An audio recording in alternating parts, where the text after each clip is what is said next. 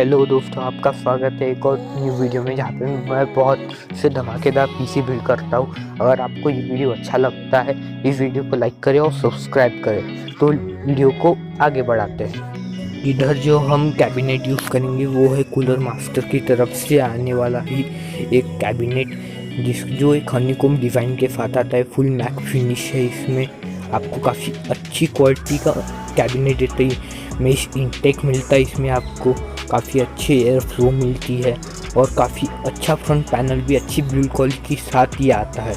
तो हम कह सकते कि ये हमारे लिए वो ओवरऑल बहुत ही अच्छा कैबिनेट होगा।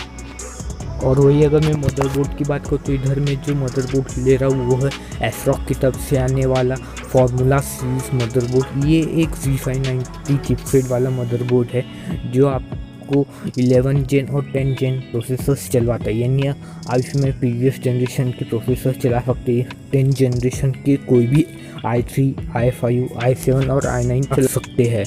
तो हम अच्छा मदरबोर्ड है। इधर मैं जो रैम यूज़ कर रहा हूँ वो है G-Skill की तरफ से आने वाली Ryzen C रॉयल। बहुत ही अच्छी फैंटास्टिक लुक वाली रैम से आपको बिल्कुल भी निराशा नहीं होगी इस रैम को देखकर। बहुत ही गुड लुकिंग रैम है ये। आपका इसमें जो भी काम हो सके वो आराम से हो जाएंगे। इसकी जो फ्रीक्वेंसी है वो है 3800 मेगाहर्ट्ज़। और वही अगर मैं बात करूँ प्रोसेसर की, इधर में जो प्रोसेसर यूज़ कर रहा हूँ वो है इंटेल की तरफ से आने वाला इंटेल कोर i9 11900K। इसमें आपको मिलती है 8 कोर और 16 थ्रेड, जो आपको आराम से कोई भी इंटेंसिव काम करने में मदद करती है। और वही अगर मैं बात करूँ लिक्विड कूलर की, तो इधर में जो लिक्विड कूलर यूज़ कर रहा हूँ वो है कॉर्सर की तरफ से आने वाला कॉर्सर iCool Elite कैपिलेक्स। बहुत ही अच्छा लिक्विड कूलर है।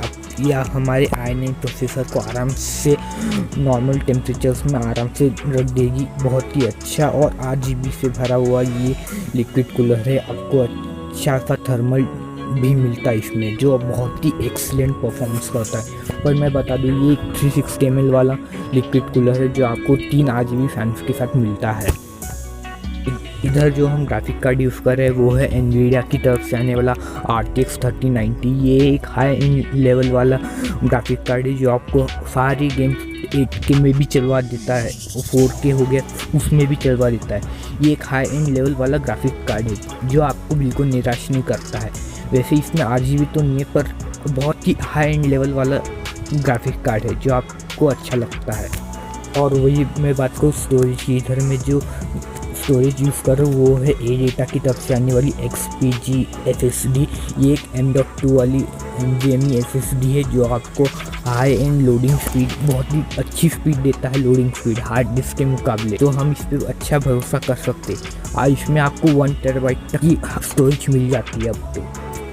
और वही अगर मैं बात करूँ SSD की, इधर हम जो SSD यूज़ कर रहे हैं वो है ADATA की तरफ से आने वाली SATA SSD, जो आपको बहुत ही अच्छी रीड एंड राइट स्पीड दे देती है, जो आपको बिल्कुल निराश नहीं करती। आपको एक्सीलेंट परफॉर्मेंस देती है FPS में भी और लोडिंग स्पीड में भी। इधर मैं जो पावर सप्लाई यूज़ कर रहा हूँ वो है कूलर मास्टर की तरफ से आने वाला ही पावर सप्लाई, जो आपको एक्सीलेंट पावर डिलीवरी दे देता है हर कंपोनेंट में, जो आपको कितना भी हाई क्यों ना बिल्ड करना पड़ता। आई होप आपको सारे पार्ट्स पता चल गए होंगे। तो अब हम बढ़ते अपने FPS के तरफ। FPS आपके सामने रहे।